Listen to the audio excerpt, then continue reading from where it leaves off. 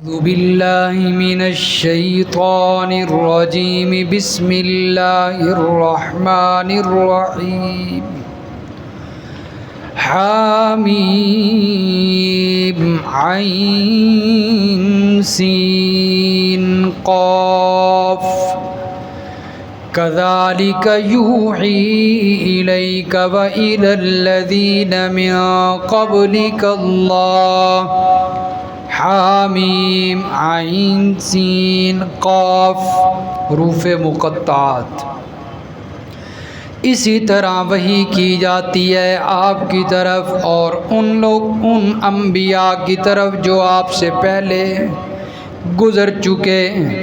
وحی کرتا ہے اللہ العزیز جو غالب ہے، الحکیم حکمت والا ہے۔ لہو ما فی السماوات وما فی الارض، اسی ہی کے لیے ہے جو کچھ آسمانوں میں ہے اور جو کچھ زمین میں ہے۔ وَهُوَ الْعَلِيُّ الْعَظِيمُ، اور وہ اللہ ہی بلند و بالا ہے، بڑی ذات ہے، عظیم الشان ہے۔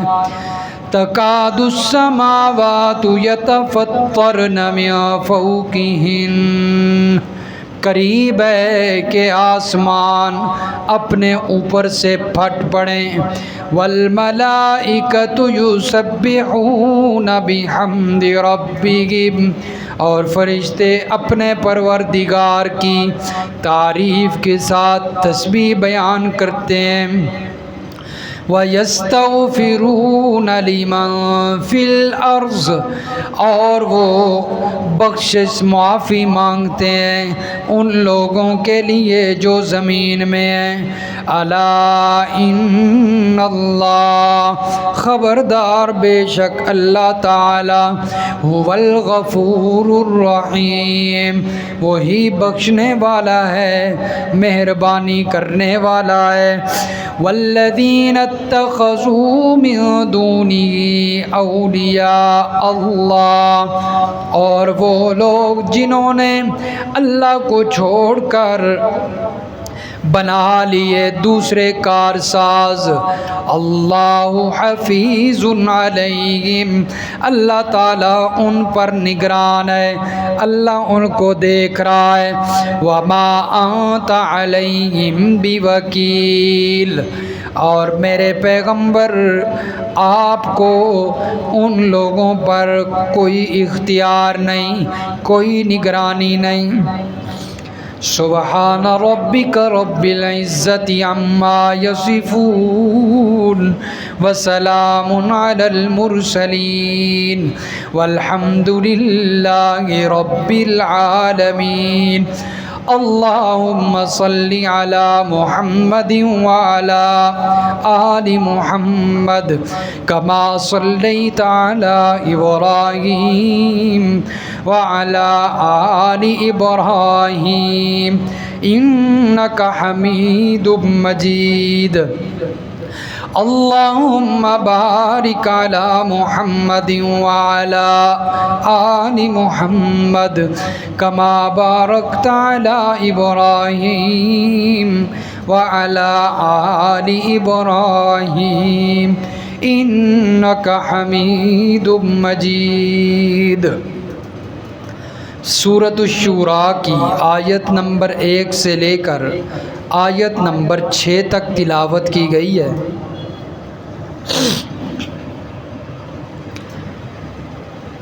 سورۃ الشورى شروع ہو رہی ہے، آغاز ہو رہا ہے، اور اس سے پہلے سورۃ حامیم السجدہ مکمل ہوئی ہے۔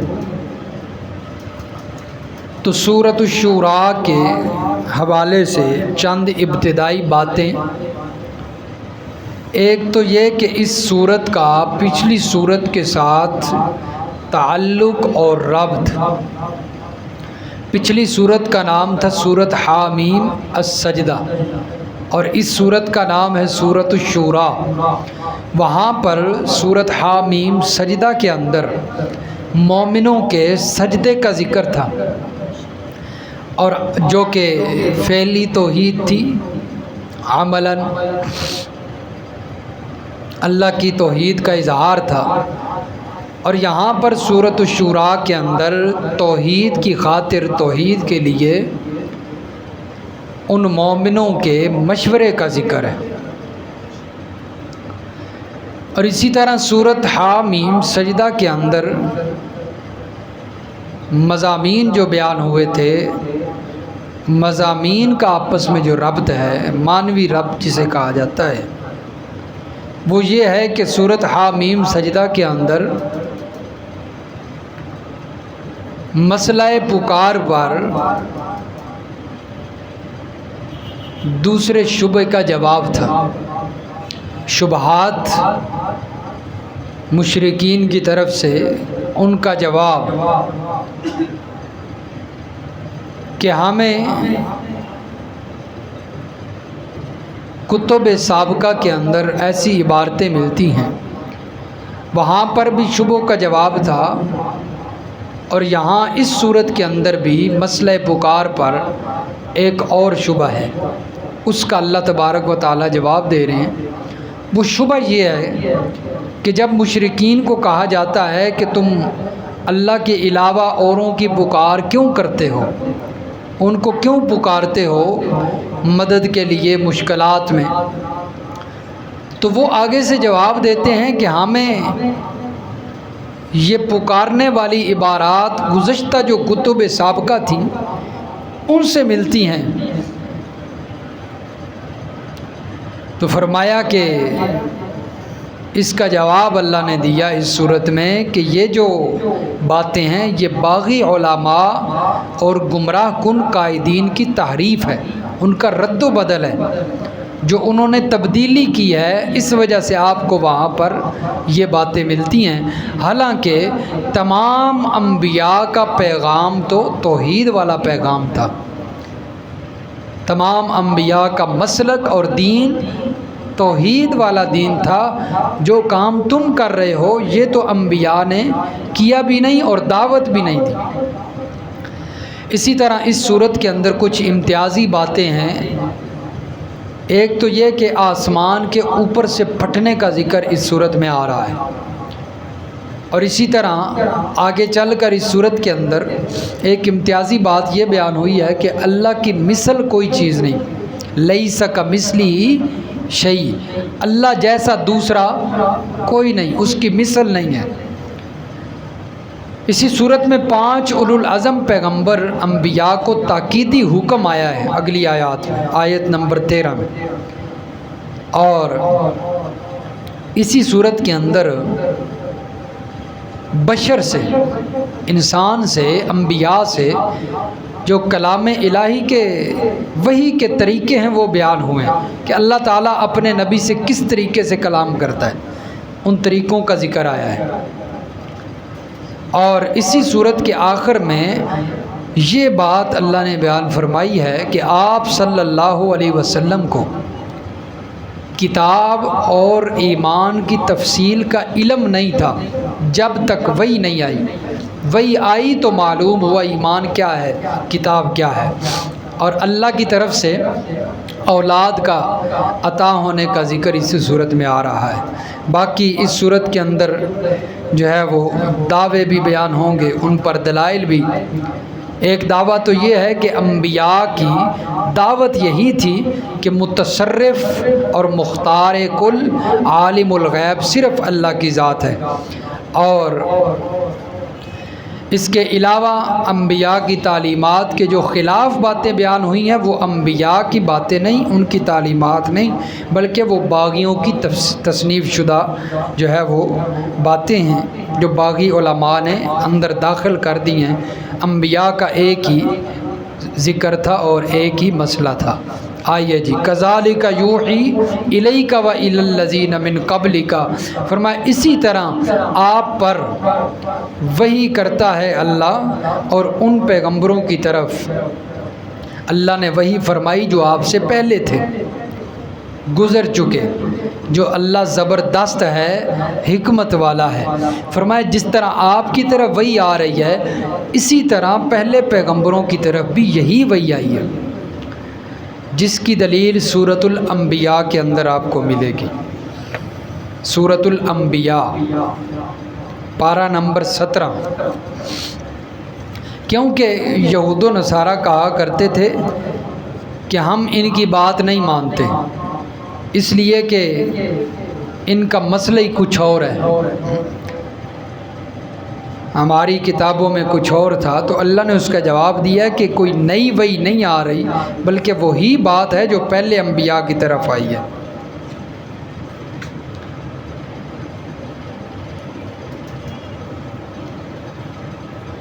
ہاں جی، صفحہ نمبر 390، صفحہ 390 اور سورۃ الانبیاء کی آیت نمبر 25۔ فرمایا وَمَا أَرْسَلْنَا مِن قَبْلِكَ مِن رَّسُولٍ إِلَّا نُوحِي إِلَيْهِ، اور نہیں ہم نے بھیجا آپ سے پہلے کوئی رسول جس کی طرف ہم نے یہ وحی نہ کی ہو، انہ لا الہ الا انا، کہ بے شک اللہ کے سوا کوئی معبود نہیں۔ جتنے بھی انبیاء بھیجے ان سب کی طرف یہی وحی کی کہ اللہ کے سوا کوئی معبود نہیں ہے، فاعبدوہ، اسی کی عبادت کیا کرو، یہی وحی ہے۔ اور نبی علیہ الصلوۃ والسلام نے فرمایا، حضرت ابو ہریرہ رضی اللہ تعالیٰ عنہ نقل فرماتے ہیں، اللہ کے نبی نے فرمایا کہ ہم انبیاء اللہتی بھائی ہیں، مائیں تو ہماری مختلف ہیں لیکن دینہم واحد، دین سب کا ایک ہی تھا، دین سب کا ایک ہی تھا، مائیں اگرچہ مختلف ہیں، اللہتی ہم بھائی ہیں۔ یعنی مقصد یہ تھا بیان کرنے کا کہ ہمارا مسئلہ اور ہمارا مذہب، ہمارا مسلک وہ سب کا ایک ہی تھا، تمام نبیوں کا۔ اسی کو اللہ بیان فرمایا کذالک یوحی الیک و الی الذین من قبلک اللہ، اسی طرح آپ کی طرف وحی کی جا رہی ہے۔ اور وحی کرنے والا کون ہے؟ فرمایا اللہ، جو العزیز ہے، زبردست ہے، الحکیم ہے، حکمت والا ہے۔ فرمایا العزیز ہے، زبردست ہے، یعنی اس کی وحی پر اگر کوئی ایمان نہیں لائے گا تو اسے پکڑ بھی سکتا ہے، اسے پکڑ بھی سکتا ہے۔ الحکیم، حکمت والا ہے، یعنی وہ جو وحی کرتا ہے انسانوں کے مطابق کرتا ہے، یہ نہیں کہ کوئی ظلم کر رہا ہے اللہ، کوئی سخت وحی نہیں ہے انسانوں سے، جو ہے وہ ان کی طاقت سے زیادہ نہیں، جس طرح کہ اللہ نے فرمایا لا یکلف اللہ نفسا الا وسعها، اللہ کوئی حکم انسانوں سے جو ہے وہ ان کی طاقت کے مطابق زیادہ، ان کی طاقت سے بڑھ کر کوئی حکم نازل نہیں کرتا، تکلیف اللہ نہیں دیتا، بلکہ ان کو مکلف بنایا ہے۔ فرمایا لہو ما فی السماوات و ما فی الارض، اسی ہی کے لیے ہے جو کچھ آسمانوں میں ہے اور جو کچھ زمین میں ہے، یعنی ساری بادشاہت اور ملکیت بھی کس کی ہے؟ اللہ کی ہے۔ تو یہ مشرک بھی کس کے مملوک ہیں؟ اللہ کے۔ فرمایا مملوک اللہ کے ہو ہیں، تمہیں وجود دینے والا اللہ ہے، تمہیں روح دینے والا اللہ ہے، تمہارا مالک اللہ ہے، پکارتے کسی اور کو لہو ما فی السماوات، فرمایا اسی زمین و آسمان کے اندر جو کچھ ہے سب کا مالک اکیلا اللہ ہے، وہو العلی العظیم، جو کہ علی فرمایا برتر ہے، بلند و بالا ہے، عظیم الشان ہے۔ اسی طرح اسی بات کا تذکرہ اللہ تعالیٰ آیت الکرسی کے اندر فرماتے ہیں کہ ملکیت ساری اللہ کی ہے۔ آیت الکرسی 3 پارہ ہے، پہلا صفحہ ہے، سورۃ البقرہ۔ آیت الکرسی کے اندر یہی بات بیان اللہ نے فرمائی ہے۔ جی صفحہ نمبر 52، صفحہ نمبر 52 اور سورۃ البقرہ کی آیت نمبر 255، یہ ایک ہی آیت۔ فرمایا اللہ لا الہ الا ہو، اللہ نہیں ہے کوئی اس کے سوا معبود، الحی جو کہ زندہ ہے، القیوم قائم ہے، قائم رکھنے والا ہے، خود بھی قائم ہے، دوسروں کو بھی قائم رکھنے والا ہے، سنبھالنے والا ہے۔ لا تأخذہ سنۃ ولا نوم، فرمایا اس کو اونگ بھی نہیں آتی، نیند بھی نہیں آتی۔ اگر یہ صفتیں کسی نبی میں ہیں تو پھر وہ معبود ہو سکتا ہے، فرمایا اگر یہ صفتیں کسی نبی میں نہیں، کسی ولی میں نہیں، کسی انسان میں نہیں، تو پھر وہ معبود بھی نہیں۔ لہو ما فی السماوات و ما فی الارض، اسی ہی کے لیے ہے جو کچھ آسمانوں میں ہے، جو کچھ زمین میں ہے، یعنی ان سب کا مالک اللہ ہے، یہ سب اللہ کے مملوک ہیں۔ من ذا الذی یشفع عندہ الا باذنہ، کون ہے جو اللہ کے سامنے اس کی اجازت کے بغیر سفارش کر سکے؟ کون ہے جو اللہ کی اجازت کے بغیر سفارش کر سکے؟ تو زبردستی سفارش کی نفی ہوگی کہ نہ ہوئی؟ جو کہتے ہیں کہ اللہ سے زبردستی جو ہے وہ ہمارے پیر ہمارے بزرگ منوا لیتے ہیں، ان کی نفی تو ہو گئی نا۔ اللہ سے کوئی زبردستی منوا نہیں سکتا، جس طرح کہ وہ کہانیاں قصے سناتے ہیں ممبروں پہ بیٹھ کے کہ شیخ عبد القادر جیلانی نے رحمہ اللہ تعالیٰ نے زبردستی کیا کر لی، روحیں ساری واپس لے لی۔ اللہ سے کوئی زبردستی کر سکتا ہے؟ فرمایا کوئی نبی بھی نہیں زبردستی منوا سکتا ہیں، زبردستی کوئی نبی بھی نہیں منوا سکتا۔ شیخ عبد القادر جیلانی نبی تو نہیں ہے، صرف ولی ہیں۔ یعلم ما بین ایدیہم وما خلفہم، فرمایا وہ ما کان ما یکون کا علم رکھتا ہے، جو کچھ ہوا ہے جو کچھ ہونے والا ہے سب کو اللہ جانتا ہے۔ ولا یحیطون بشیء من علمہ الا بما شاء، فرمایا کوئی چیز اس کے علم کا احاطہ نہیں کر سکتی۔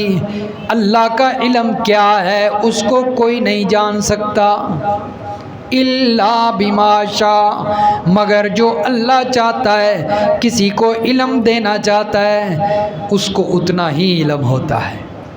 جس کو اللہ جتنا علم دیتا ہے اس سے بڑھ کر اسے علم نہیں ہوتا۔ اللہ کے علم میں کیا ہے کسی کو کیا پتہ، کسی کو کچھ نہیں پتہ۔ نبیوں کو بھی اتنا علم حاصل ہوتا ہے جو اللہ دیتا ہے۔ وَسِعَ كُرْسِيُّهُ السَّمَاوَاتِ وَالْأَرْضِ، فرمایا اس کی کرسی سب آسمان و زمین کو وسیع ہے، اس کا حکم اس کا اختیار۔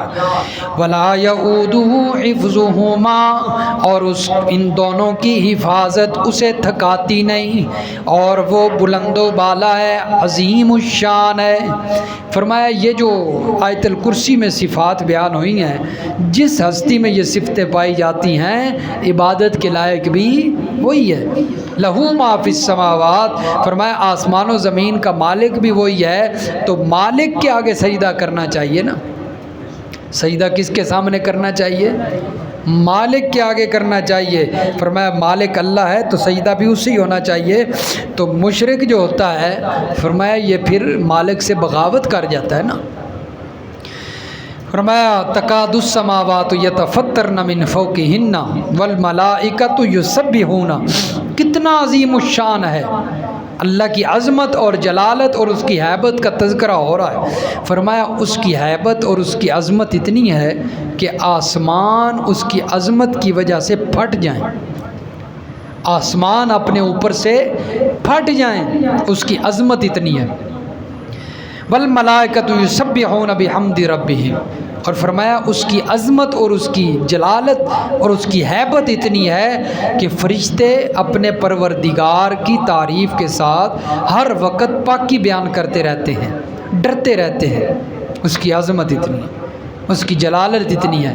اب آسمان کتنی بڑی مخلوق ہے، فرشتے کتنی بڑی مخلوق ہیں، اس کا اندازہ نہیں کر سکتے آپ کہ فرشتے کتنی بڑی مخلوق ہے، لیکن اس کے باوجود اللہ سے ڈرتے ہیں، اللہ سے ڈرتے ہیں۔ لیکن مشرک اللہ سے نہیں ڈرتا۔ پھر بھی جو ہے وہ قبروں کے سجدے کرتا ہے، مزاروں پہ جھکتا ہے، لوگوں کے آگے جھکتا ہے۔ فرمایا کہ یہ اللہ ڈرا رہے ہیں اس کو کہ اتنی عظیم الشان ذات ہے، آسمان بھی اس سے ڈرتے ہیں، فرشتے بھی اس سے ڈرتے ہیں۔ وَيَسْتَغْفِرُونَ لِمَنْ فِي الْأَرْضِ، اور فرمایا فرشتے استغفار کرتے ہیں، بخشش مانگتے ہیں، کن کے لیے؟ اپنے لیے نہیں، کیونکہ وہ تو معصوم ہیں، وہ تو گناہوں سے، ان کے اندر گناہوں والا مادہ ہی نہیں۔ کن کے لیے استغفار کر رہے ہیں؟ فرمایا زمین والوں کے لیے۔ کن کے لیے؟ زمین والوں کے لیے، ایمان والوں کے لیے۔ یہ سورۃ المؤمن آپ نے پڑھی ہے نا، سورۃ المؤمن پارہ نمبر 24 میں پڑھی ہے۔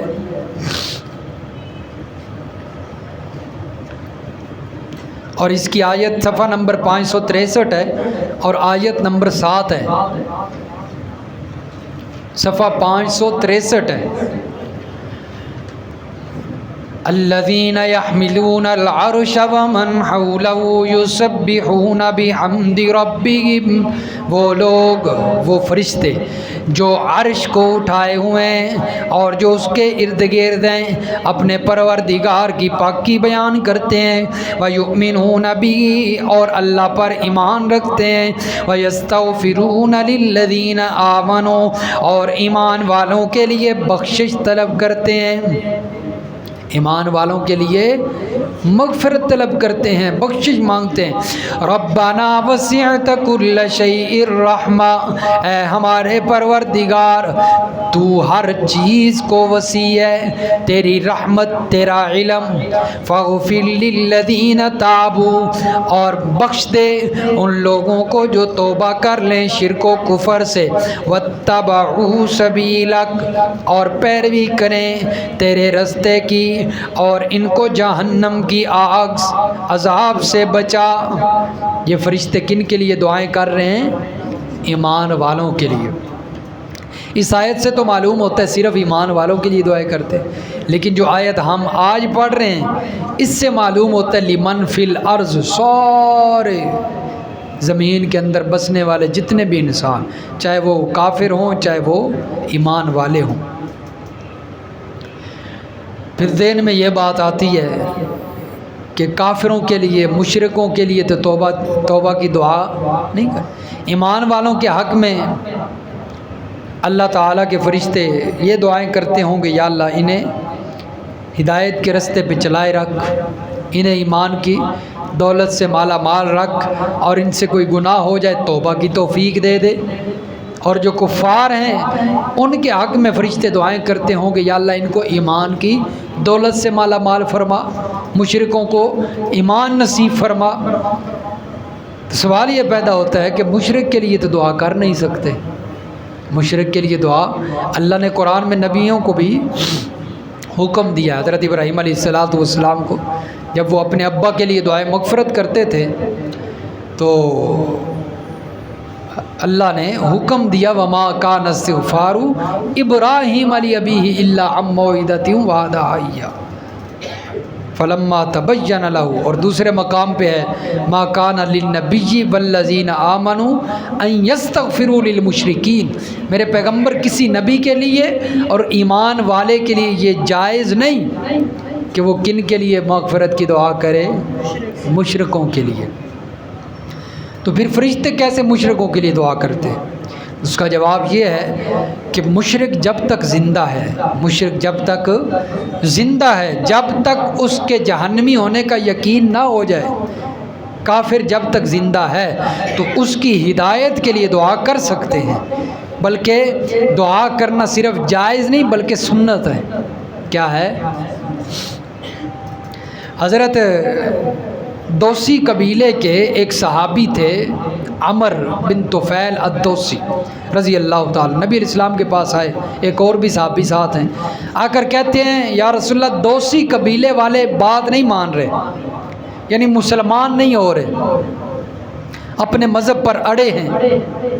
تو ایک صحابی بولے دوسی قبیلہ تو ہلاک ہو گیا، دوسی قبیلہ تو ہلاک ہو گیا، یعنی جب ایمان نہیں قبول کر رہے تو ہلاک ہو گئے۔ تو اللہ کے پیغمبر صلی اللہ علیہ وسلم نے انہیں منع فرمایا ایسے نہ کہو، بلکہ اللہ کے پیغمبر نے اس مقام پہ دعا فرمائی، اللہم اہدی، اے اللہ اس قبیلے دوسی قبیلے کو ہدایت نصیب فرما۔ تو کفار کے لیے، مشرکین کے لیے جب تک وہ زندہ ہیں اس وقت تک ہدایت کی دعا کر سکتے ہیں، اور جب ایسا انسان فوت ہو جائے اور اسی کفر کی حالت میں مر جائے پھر اس کے لیے دعا نہیں کر سکتے، اگرچہ وہ اپنا ابا کیوں نہ ہو، اگرچہ وہ اپنی اماں کیوں نہ ہو، بھائی کیوں نہ ہو، چچا کیوں نہ ہو، کسی کے لیے پھر دعا نہیں کر سکتے۔ اس لیے فرمایا فرشتے زمین والوں کے لیے دعائیں کرتے ہیں، الا خبردار، بے شک اللہ تعالیٰ وہی بخشنے والا ہے، مہربانی کرنے والا ہے۔ والذین اتخذوا من دونہ اولیاء، اللہ یہ مشرکوں کے لیے، اللہ کے علاوہ جو اللہ کی مخلوق کے پجاری ہیں ان کے لیے سخت تنبیہ ہے اور سخت ڈانٹ ہے۔ فرمایا جو لوگ اللہ کو چھوڑ کر اللہ کے علاوہ دوسروں کو کارساز سمجھتے ہیں، ان کی عبادت کرتے ہیں، اللہ تعالیٰ حفیظ علیہم، ان کی خوب خبر رکھنے والا ہے، خوب اللہ ان کو دیکھ رہا ہے، یعنی اللہ کو سب پتہ ہے۔ اللہ کہنا کیا چاہ رہے ہیں؟ کر لو پتر جتنا کرنا میں دیکھ لواں گا۔ جس طرح ہم اپنی زبان میں لفظ بولتے ہیں نا، کسی کو ڈانٹتے ہیں، کسی کو تنبیہ کرتے ہیں، ہم کیا کہتے ہیں؟ کر لے میرا پتر جتنا کرنی دیکھاں گا تین۔ تو اللہ بھی مشرکین کو ڈانٹ رہے ہیں، زبردست ڈانٹ ہے، کر لو جتنا میرے بندوں کرنا چاہتے ہو، کہاں تک جاؤ گے؟ مہلت دے رہا ہوں، آخر آنا تو میرے پاس ہی ہے نا، میں دیکھ لوں گا۔ وما انت علیہم بوکیل، اور فرمایا میرے پیغمبر آپ تسلی رکھا کریں، آپ ان پر نگران نہیں ہیں، یہ جو مرضی کرتے رہیں، آپ صرف اپنا کام کریں اور دعوت دیتے رہیں، باقی ان کو میں خود دیکھ لوں گا۔ اللہ تعالیٰ سمجھ نصیب فرمائے، عمل کی توفیق۔